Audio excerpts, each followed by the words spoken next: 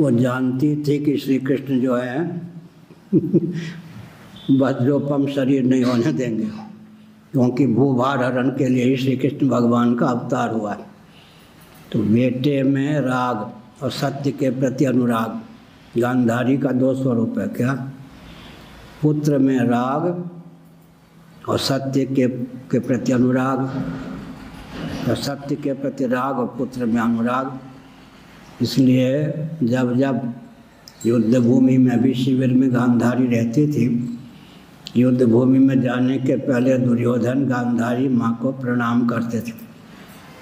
विजयी भाव कभी नहीं कहती थी, वो कहती थी यतो धर्मस् ततो जय, बेटा जहाँ धर्म है वहाँ जय है। मारा गया, शोक तो हुआ पुत्र, लेकिन जब व्यास जी ने कहा तुम तो कहा करती थी यतो धर्मस् ततो जय, बिल्कुल ठीक है, मैंने कभी वरदान नहीं दिया, आशीर्वाद नहीं दिया। वज्रोपम जो है, जब उसे मालूम पड़ा गांधार कागुल क्षेत्र की थी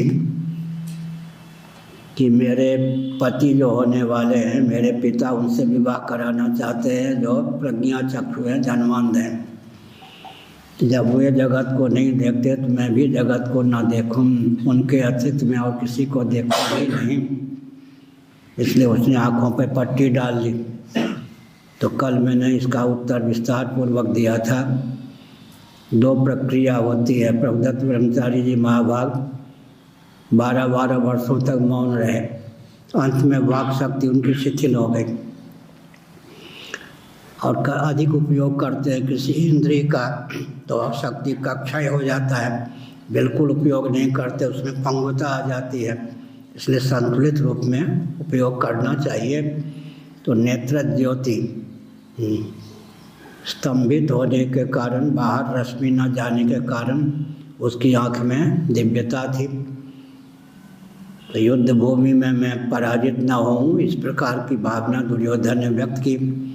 उन्होंने कहा बेटा ठीक है, तुम्हारा शरीर वज्रोपम हो जाएगा, मैं जब निहार दूंगी तो। बेटे को निहारा जा सकता है, वो नंग धरंग, लेकिन नंग धरंग होके आना, बाल गोपाल जैसे होते हैं, नंग धरंग होके आ रहा था। कन्हैया मिल गए श्री कृष्ण, कहाँ जा रहा है?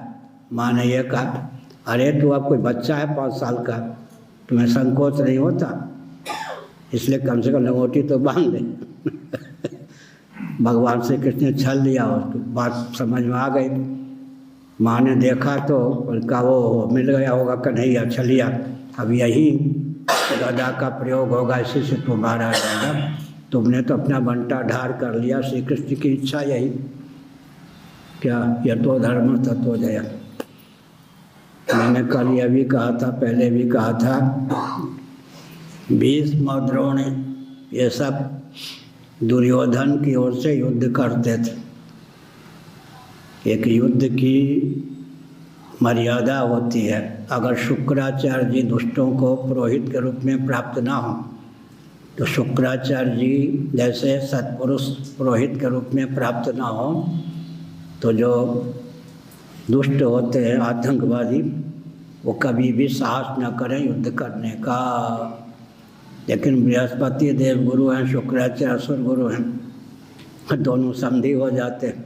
बाहर से लगता है लाख लाख डांट, अंदर से नहीं। ब्राह्मण जो होता है